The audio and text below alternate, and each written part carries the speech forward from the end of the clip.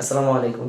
আজকে আমরা ঢাকা ইউনিভার্সিটির ম্যাথমেটিক্স ফার্স্ট পেপার সাজেশন নিয়ে কথা বলব। ঢাকা ইউনিভার্সিটি অ্যাডমিশন টেস্টে ম্যাথমেটিক্স ফার্স্ট পেপার সাজেশন নিয়ে কথা বলার জন্য আমি এখানে দেখো অনেকগুলো টপিক নিয়ে লিখেছি।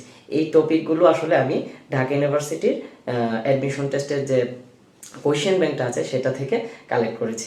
সেইটা থেকে আসলে অ্যানালাইসিস করে এখানে স্টার মার্ক দিয়ে দিয়ে কালেক্ট করেছি। যেগুলো বেশি বেশি ইম্পর্টেন্ট সেগুলো বেশি বেশি স্টার মার্ক করেছি। তো আজকে এইটা আসলে পড়াশোনা করবো এইভাবে যে কোন টপিকটা তোমার বেশি ভালো করে পড়তে হবে, কীভাবে পড়তে হবে সেটা নিয়ে একটু কথাবার্তা বলবো। টপিকগুলো বুঝিয়ে দিব আসলে কিভাবে পড়লে তুমি বেনিফিটেড হতে পারো, ঠিক আছে। আর আজকের এই ভিডিওটা অবশ্যই যারা ম্যাথমেটিক্সে দুর্বল, তারা ঢাকা ইউনিভার্সিটিতে ম্যাথমেটিক্স আনসার করতে চাচ্ছ, ঠিক আছে, অবশ্যই ম্যাথমেটিক্স আনসার করা উচিত তাদের জন্য। আসলে আগে কোনো ম্যাথমেটিক্স পড়ছিলাম না বা পড়িনি, কিছু বুঝতেছি না আসলে কি করা যায় এখন, তাদের জন্য আসলে এই ভিডিওটা আসলে বেশি উপযুক্ত, ঠিক আছে। আর যারা আসলে ম্যাথমেটিক্সের প্রিপারেশন নিচ্ছে, যেমন ইঞ্জিনিয়ারিং প্রিপারেশন যারা নিচ্ছে, তাদের সম্পর্কে আসলে খুব বেশি কিছু বলার নেই। তারা তো আসলে ম্যাথমেটিক্সে খুব বেশি একটা দুর্বল না, তারা এগুলো জানে, তারা আরও ভালো করে প্রিপারেশন নিচ্ছে। কিন্তু উচিত তাদের এই টপিকগুলো অন্তত জানা যে ঢাকা ইউনিভার্সিটিতে কীরকম টপিক থেকে কোয়েশ্চেন আসে। তো চলো দেখি আসলে এই টপিকগুলো কিভাবে আমরা পড়াশোনা করব। দেখো এখানে 1 2 3 4 5 6 7 8 9 10 এগুলো আমি অধ্যায় মিনিং করেছি, ঠিক আছে। এগুলো হচ্ছে প্রথম অধ্যায়, দ্বিতীয় অধ্যায়, তৃতীয় অধ্যায়, চতুর্থ, পঞ্চম, ষষ্ঠ, সপ্তম, অষ্টম, নবম, দশম অধ্যায়। তো প্রথম অধ্যায় মানে হচ্ছে ম্যাট্রিক্স নির্ণায়ক, ঠিক আছে। ম্যাট্রিক্স নির্ণায়ক অধ্যায় থেকে আসলে কি কি কোয়েশ্চেন, কি কি টাইপ থেকে কোয়েশ্চেন এসেছে ঢাকা ইউনিভার্সিটিতে আমরা যদি দেখি বিগত সালে, সবচেয়ে বেশি দেখা যায় যে A ইনভার্স 1 মানে বিপরীত ম্যাট্রিক্স নির্ণয় থেকে অনেক অনেক কোয়েশ্চেন এসেছে ঢাকা ইউনিভার্সিটিতে বিগত বছরে। তার মানে আমাদের শিখতে হবে বিপরীত ম্যাট্রিক্সের নিয়ে যত ধরনের কোয়েশ্চেন আছে আগের বছরের, বা বিপরীত ম্যাট্রিক্স যেভাবে নির্ণয় করতে হয় সব ধরনের কোয়েশ্চেন আমরা বিপরীত ম্যাট্রিক্সের উপর সলভ করে রাখবো, ঠিক আছে। বিপরীত ম্যাট্রিক্সটা আমরা ভালো করে আয়ত্ত রাখবো। তারপর দেখা যায় নির্ণায়কের ধর্ম, ঠিক আছে। এটা নির্ণায়কের ধর্মের উপর আসছে। আরো স্পেসিফিকলি বললে যে নির্ণায়কের ধর্ম আসলে কখন শূন্য হবে, ঠিক আছে। নির্ণায়কের মানটা কখন শূন্য হবে, এই যে ধর্মটা, একটা ধর্ম আছে যে নির্ণায়কের মান কখন শূন্য হবে, এইটার উপর একটা ধর্ম আছে। এই ধর্মটা থেকে দেখা যায় তোমাদের ঢাকা ইউনিভার্সিটি কোয়েশ্চেন ঘুরিয়ে ফিরিয়ে কোয়েশ্চেন আসে। তো এই ধর্মটার উপরে যদি তুমি কিছু ম্যাথ সলভ করে রাখো তাহলে কিন্তু কমন পড়ার সম্ভাবনা আছে। আবার দেখা যায় ম্যাট্রিক্সের গুণন থেকেও ঢাকা ইউনিভার্সিটিতে গুণনের যে নিয়মগুলো আছে, গুণনের কত কত নিয়মগুলো দিয়ে বা গুণনের নিয়মগুলো এবং গুণন সম্পর্কে যে আলোচনা আছে সেটা থেকে ঢাকা ইউনিভার্সিটিতে কোয়েশ্চেন আসছে। আবার সবচেয়ে অনেক বেশি যেটা ইন্টারেস্টিং, ব্যতিক্রমী ম্যাট্রিক্স থেকে আসে, ঠিক আছে। ব্যতিক্রমী ম্যাট্রিক্সের ম্যাথগুলো করে রাখতে হবে। আবার দেখা যাচ্ছে নির্ণায়কের মান, এটা থেকেও আসছে, ঠিক আছে। নির্ণায়কের মান নির্ণয় আর কি, নির্ণায়কটা সলভ করা, ঠিক আছে। আমরা যে নির্ণয়গুলো সলভ করি এইভাবে ধরে, ঠিক আছে। নির্ণায়কের মান থেকে এখানে কোশ্চেন আসছে। আবার বক্র প্রতিসম ম্যাট্রিক্স থেকেও 1-2 বার কোশ্চেন আসছে, ঠিক আছে। বক্র প্রতিসম, এই যে টপিকগুলো, এগুলোর মধ্যে দেখা যায় বিপরীত ম্যাট্রিক্স নির্ণয় এবং নির্ণায়কের ধর্ম, ব্যতিক্রমী ম্যাট্রিক্স, এগুলো থেকে আসলে বেশি কোয়েশ্চেন আসে। নির্ণায়কের মান এইখানে কিন্তু আসলে বেশি টপিক না, এই অধ্যায়ের উপর বেশি টপিক না। এইগুলোর উপর যদি তুমি দক্ষ হতে পারো তাহলে আশা করা যায় তুমি ম্যাট্রিক্স থেকে বা ম্যাট্রিক্স নির্ণায়ক থেকে আসলে তুমি পারবে, ঠিক আছে। তুমি ম্যাট্রিক্স নির্ণায়ক থেকে আসলে পারবে। আবার আমরা দেখি দ্বিতীয় অধ্যায় মানে ভেক্টর। এখন ভেক্টরে আসে, দ্বিতীয় অধ্যায়ে কি পড়াশোনা করতে হবে। দেখো প্রথমে লিখেছি থিটা নির্ণয়। থিটা মানে কোণ নির্ণয়। কোণ মানে কি, ভেক্টর দুটার কোণ, ঠিক আছে। ভেক্টর দুটার লব্ধির কোণ নির্ণয়, ডট গুণফল থেকে আসলে কোণ নির্ণয়। এই যে কোণ নির্ণয় সংক্রান্ত যে আলোচনাগুলো আছে বা ম্যাথমেটিক্যাল টার্মগুলো আছে, সেই কোণ নির্ণয় সম্পর্কিত টার্মগুলো আমাদের ভালো করে দক্ষতা রাখতে হবে। তারপর দেখি লম্ব হওয়ার শর্ত, ঠিক আছে। এইটাও আসলে কোণ নির্ণয়ের সঙ্গে অনেকটা তোমার এই জড়িত, ঠিক আছে। কোণ নির্ণয়ের সঙ্গে রিলেটেড। এই যে লম্ব হওয়ার শর্ত, এটা থেকে আসলে আসে, গত বছরও দেখা যায় এটা থেকে এসে গিয়েছিল, ঠিক আছে। ভেক্টর দুটো কিভাবে লম্ব হবে, কিরকম অবস্থায় থাকলে এর মান কত হলে ভেক্টর দুটো লম্ব হবে, ঠিক আছে। এটা আসলে আসলে কোণ নির্ণয়ের মধ্যে ইনক্লুডেড, ঠিক আছে। আবার সামান্তরিকের ক্ষেত্রফল থেকেও যেমন আসে, বা সমান্তরাল একক ভেক্টর থেকেও আসে। এগুলো আসলে খুব বেশি ইম্পর্টেন্ট না, মোটামুটি ইম্পর্টেন্ট। আসলে এগুলো আমাদের একটু দক্ষতা রাখতে হবে, এগুলো আসলে খুব কমপ্লিকেটেড কিছু না। ভেক্টর থেকে তাহলে দেখা যাচ্ছে থিটা নির্ণয় এবং লম্ব হওয়ার শর্ত, এগুলো আসে আর একটা যে বিষয় যে উপাংশ এবং অভিক্ষেপ, যে দুইটা কথা লিখেছি, এই দুইটা একটু পার্থক্যটা ভালোভাবে, বা উপাংশ অভিক্ষেপের ম্যাথমেটিক্স গুলো তোমরা করে যাবে, কারণ না হলে উপাংশ এবং অভিক্ষেপ দুটো জিনিসের মধ্যে তোমরা ভেজাল লাগিয়ে দাও। ঠিক আছে, উপাংশ অভিক্ষেপের মধ্যে ভেজাল লাগিয়ে দাও। এখন আসো চলো তৃতীয় অধ্যায়, মানে সরল রেখা। এই যে অধ্যায়টা, এই অধ্যায়টা নিয়ে কথা বললে অনেক কিছু নিয়ে কথা বলতে হয়। ঠিক আছে, এই অধ্যায় থেকে কিন্তু তুমি খুব বেশি কিছু বাদ দেওয়ার মতো না, আসলে এই অধ্যায়ের বেসিক তোমার কালেক্ট করতে হবে। ঠিক আছে, এই অধ্যায়ের সম্পূর্ণ বেসিকটাই মোটামুটি সম্পূর্ণ বলতে হচ্ছে প্রায় 80% বেসিকই তোমার কালেক্ট থাকতে হয় আসলে। তবু এই অধ্যায়ের উপর কিছু টপিকের উপর অনেক কোয়েশ্চেন এসেছে। ঠিক আছে, তবু এই অধ্যায়ের উপর এই কিছু টপিকের উপর অনেক কোয়েশ্চেন এসেছে, যে টপিকগুলো লিখেছি। এছাড়াও যে অন্য টপিকের উপর কোয়েশ্চেন আসেনি সেটা কিন্তু না, অন্য টপিকের উপরও কোয়েশ্চেন এসেছে, বাট আমরা এখানে দেখবো আসলে কিছু টপিক যেগুলোর উপর বেশি কোয়েশ্চেন এসেছে। দেখো তাহলে সরলরেখার উপর কোন টপিকগুলোর উপর বেশি কোয়েশ্চেন এসেছে, এইগুলো আসলে বেশি ইম্পর্টেন্ট। দেখা যাচ্ছে রিপিট হচ্ছে, রিপিট যে হচ্ছে না তা না, রিপিট হচ্ছে এগুলো, এছাড়াও আসছে। তো সরলরেখা পড়তে গেলে তুমি হচ্ছে সরলরেখা মোটামুটি একটা ভালো কনসেপ্ট রাখা উচিত। ঠিক আছে, খুব কঠিন না সরলরেখা, আসলে খুব কঠিন না, সরলরেখার উপর একটা কনসেপ্ট রাখা উচিত। তো আমরা দেখি আসলে কোন টপিকগুলোর উপর সরলরেখার কোয়েশ্চেন হয়েছে। দেখো সরলরেখার উপরে এই যে একটা সূত্র, tan theta is equal to plus minus m1 minus m2 by 1 plus m1 into m2। এখানে m মানে হচ্ছে ঢাল নির্ণয় করছে আর কি, আর থিটা মানে হচ্ছে দুইটা রেখার কোণ, মধ্যবর্তী কোণ। ঠিক আছে, দুইটা রেখার মধ্যবর্তী কোণ। এখন থিটা মানে এক সময় হয় তোমার হচ্ছে সূক্ষ্মকোণ, আরেকবার দেখা যাচ্ছে তোমার স্থূলকোণ হয়ে যায়। ঠিক আছে, থিটা আছে এখানে মধ্যবর্তী কোণ। তো এখানে দুইটা রেখার মধ্যবর্তী কোণ যখন সূক্ষ্মকোণ আমরা প্লাস নিই, আবার যখন স্থূলকোণ হয় তখন মাইনাস নিয়ে আসলে সলভ করি এখানে। ঠিক আছে, তো থিটার মানটা এখানে এইভাবে নির্ণয় করতে হয় আমাদের। আবার যখন থিটার মানটা নির্ণয় করতে হয়, দুইটা রেখার ঢাল দেওয়া থাকবে, তখন ঢাল দেওয়া থাকলে আসলে থিটার মানটা কিরকম, এই সূত্রটা থেকে আসলে অনেক ম্যাথমেটিক্স আসে। ঠিক আছে, অনেক সময়। আবার সবচেয়ে বেশি যেটা আসে, সবচেয়ে বেশি যেটা আসে সমান্তরাল অথবা লম্বরেখার সমীকরণ, এটা খুব বেশি আসে। সমান্তরাল অথবা লম্বরেখার সমীকরণ, মানে সমান্তরাল রেখাটা একটা একটা রেখা দেওয়া আছে, এটা সমান্তরাল রেখা কোনটা, একটা রেখা দেওয়া আছে, এটা লম্ব রেখা কোনটা। এখন এইটা যদি আমরা পড়তে যাই, শুধু আসলে এই যে এর জন্য আমি বলেছি যে এখানে বেসিক সব কালেক্ট করতে হয়, কারণ এই যে এইটা পড়তে চাইলে বা এই সূত্র পড়তে চাইলে আসলে আমরা শুধু এইটার মানে এই সূত্রের যে আলাদা বেসিক আছে এইভাবে পড়লে চলবে না। এই সূত্রের সঙ্গে আসলে দেখো এইগুলা সূত্র আসলে তুমি রিলেটেড, ঢাল ছাড়া পড়তে পারবে না, ঢাল তোমার জানতে হবে এইগুলা পড়তে গেলে। তা এই জন্যই আসলে সরল রেখার মধ্যে দেখা যায় যে সবগুলো আসলে তোমার কি একটার সঙ্গে আরেকটা ওতপ্রোতভাবে জড়িত। এর জন্যই সবগুলো আসলে জানা থাকলে এক জায়গা থেকে আরেক জায়গায় মুভ করতে আমাদের সুবিধা হয়। ঠিক আছে, তার মানে সরল রেখার কিছু কিছু বেসিক সব জায়গায় মনে রাখতে হবে, কিন্তু এরপরও সমান্তরাল অথবা লম্ব রেখার সমীকরণটা আমাদের মানে একটা রেখা দেওয়া থাকলে কিভাবে সমান্তরাল রেখায় নেওয়া যায়, একটা রেখা দেওয়া থাকলে কিভাবে লম্ব রেখায় নেওয়া যায়, এইগুলো তো অ্যাটলিস্ট যে সিম্পল ম্যাথমেটিক্সগুলো এগুলো আমাদের করে রাখা উচিত। আর কিভাবে হয় এই সম্পূর্ণ জিনিসগুলো আমাদের জানা থাকা উচিত। তারপরে আবার দেখছি যে অন্তর্বিভক্তি ও বহির্বিভক্তি থেকে আসে। অন্তর্বিভক্তি বহির্বিভক্তির সামান্য সূত্রগুলো যে দুইটা আছে, এই দুইটা সূত্র থেকেও কিন্তু আসে, আবার কিছু ক্রিটিক্যাল ভাবে আসে। তো অন্তর্বিভক্তি বহির্বিভক্তি থেকে যে আমাদের কিছু ম্যাথ আছে সেগুলো করে রাখা উচিত।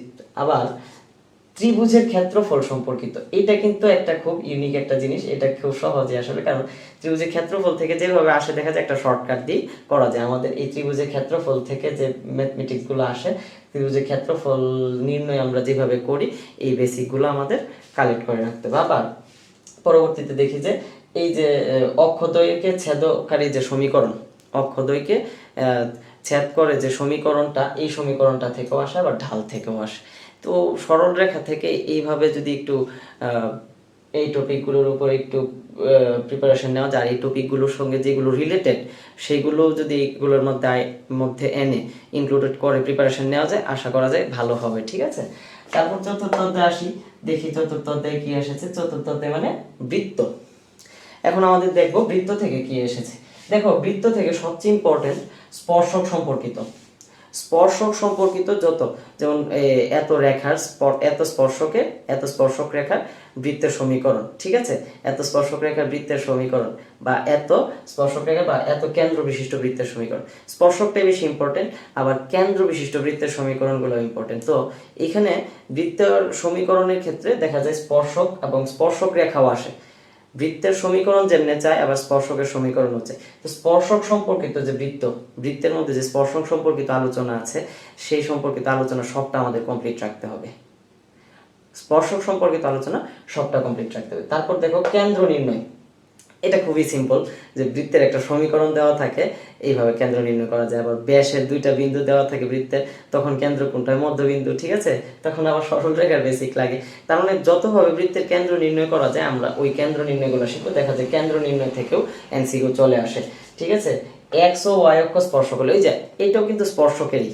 এই যে আমরা যে প্রথমে বললাম স্পর্শক রিলেটেড, স্পর্শকই কিন্তু এক্স ও ওয়াই অক্ষ স্পর্শক হলে বৃত্তের সমীকরণটা আসলে কিরকম হয়, হ্যাঁ এইরকম দেখা যায় বৃত্তের সমীকরণ কিরকম হয়। এক্স ওয়াই বৃত্তের সমীকরণ থেকে তারপর কেন্দ্র নির্ণয় করতে হতে পারে আমাদের, ঠিক আছে।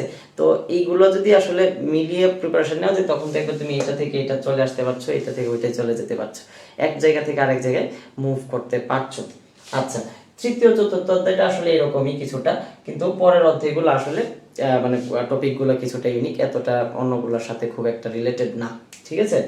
আচ্ছা, তো পঞ্চম অধ্যায়ে দেখো, পঞ্চম অধ্যায় বিন্যাস সমাবেশ আমাদের কি পড়াশোনা করতে দেখো, এই যে বিন্যাসের উপর যে এই যে সূত্রটা NPR, এই সূত্রটা দিয়ে কিন্তু ভেরি সিম্পল হলেও এই সূত্র দিয়ে অনেক ম্যাথ আসে, ঠিক আছে। এই সূত্র দিয়ে ম্যাথ আসে, এই সূত্রের উপর দক্ষতা রাখতে হবে কিভাবে ম্যাথ সলভ করতে এই সূত্র দিয়ে। আবার মানে এই যে সূত্রটা কিভাবে ভেঙে ভেঙে ম্যাথগুলা করতে হয় আর কি। আর দেখো আমি লিখছি এখানে যে সব ধরনের অবস্থার পরিবর্তন করে বিন্যাস, সব ধরনের অবস্থার পরিবর্তন করে বিন্যাস।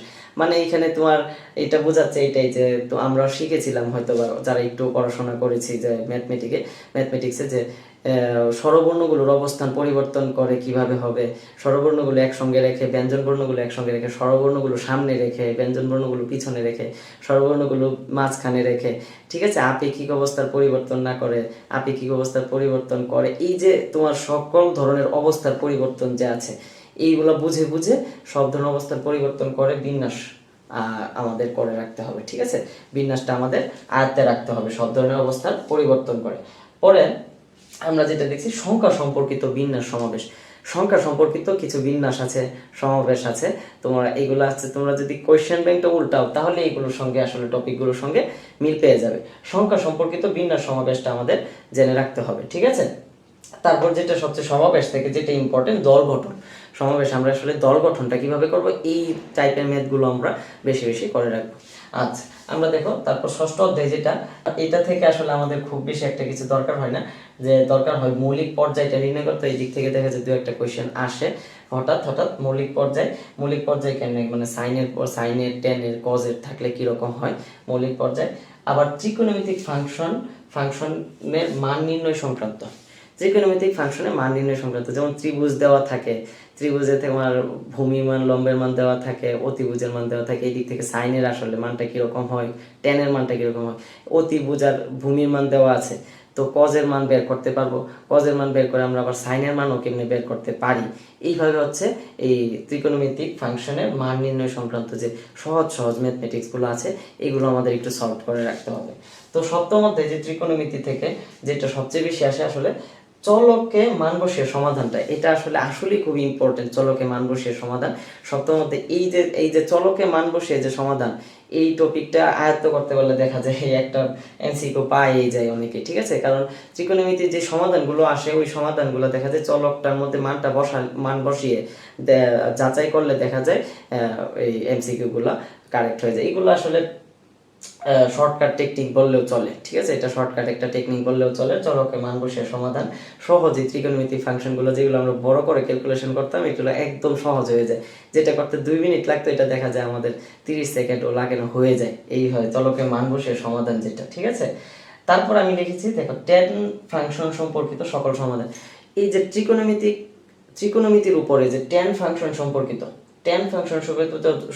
যত সমাধান বা যত ম্যাথমেটিক্স আসছে টেন ফাংশন সম্পর্কিত সেইগুলো আমরা সমাধান করে রাখবো, ঠিক আছে। কারণ টেন থেকে দেখা যায় অনেক এসে যায়, ঠিক আছে, টেন থেকে অনেক এসে যায়। আবার লিখলাম দেখো চতুর্ভাগ সমাধান। হ্যাঁ, চতুর্ভাগ সমাধানটাও খুব ইম্পর্টেন্ট। চতুর্ভাগ কেমনে, তোমার কোন চতুর্ভাগে থাকলে কি রকম হয়, চাইলে সাইনের মান কেমন, কজের মান কেমন, টেনের মান কেমন, এই যে কসেকের মান কেমন, ঠিক আছে, কটের মান কেমন, এইরকমগুলো আমাদের চতুর্ভাগ থেকে আইডিয়াটা রাখতে হবে। তারপর আমরা অষ্টম অধ্যায়ে চলে যাই। চলো অষ্টম অধ্যায়ে দেখো কি লিখেছি। অষ্টম অধ্যায় কিন্তু খুবই ইম্পর্টেন্ট এবং খুব কম পরেই আনসার করা যায়। অষ্টম অধ্যায় থেকে অষ্টম অধ্যায় কিন্তু খুব ইম্পর্টেন্ট এবং খুব কম পরেই আনসার করা যায়। অষ্টম অধ্যায়ে প্রথমে কথা বলতে গেলে যে এফ অফ এক্স, এই যে তোমার এফ অফ এক্স এর যে নির্ণয়, ফাংশনের মান নির্ণয়, ফাংশনের যে মান নির্ণয় এটা আসলে। তারপর আবার ডোমেইন রেঞ্জ নির্ণয়, ঠিক আছে। এই যে ডোমেইন রেঞ্জ নির্ণয় এটা থেকে কিন্তু আসেই, প্রায় সময় আসে, ঠিক আছে। হঠাৎ হঠাৎ পেজ যায় কিন্তু ডোমেইন রেঞ্জ থেকে এসেই যায়, ঠিক আছে। ডোমেইন রেঞ্জ কিন্তু খুবই ইম্পর্টেন্ট। এবং বিপরীত ফাংশন নির্ণয়, এই যে তিনটা টপিক থেকেই দেখা যায় ঘুরিয়ে পেঁচিয়ে আসতে থাকে তোমাদের ভার্সিটিতে। তারপর নবম অধ্যায়ে চলে যায় ডিফারেন্সিয়েশন। নবম অধ্যায়ে যদি আমরা চলে যাই ডিফারেন্সিয়েশনে দেখা যায় প্রথমে লিমিটের একটা অধ্যায় থাকে। লিমিটের অধ্যায়ে মাত্র একটা রুলস পড়লেই চলে, একটা রুলস থেকেই দেখা যায় ম্যাক্সিমাম এমসিকিউ কমন পড়ে যায়। যেটা সবচেয়ে ইম্পর্টেন্ট সেটা হচ্ছে তোমাদের লা হসপিটালস রুলস, ঠিক আছে। লা হসপিটালস রুলসটা পড়লে আমাদের অনেক কিছু মানে সব ধরনের দেখা যায় যে ম্যাক্সিমাম প্রায় 90% লিমিটের ম্যাথই লা হসপিটালস রুলসের উপর করা যায়, ঠিক আছে। লা হসপিটালস রুলসটা একটু দক্ষতা রাখতে হবে। তারপর আমরা ডিফারেন্সিয়েশনে যখন চলে যাব, ঢাল সংক্রান্ত যত ডিফারেন্সিয়েশন আছে সব ডিফারেন্সিয়েশন আমাদের করে রাখতে হবে, ঢাল সংক্রান্ত, ঠিক আছে। ঢাল সংক্রান্ত সকল ডিফারেন্সিয়েশন করে রাখতে হবে।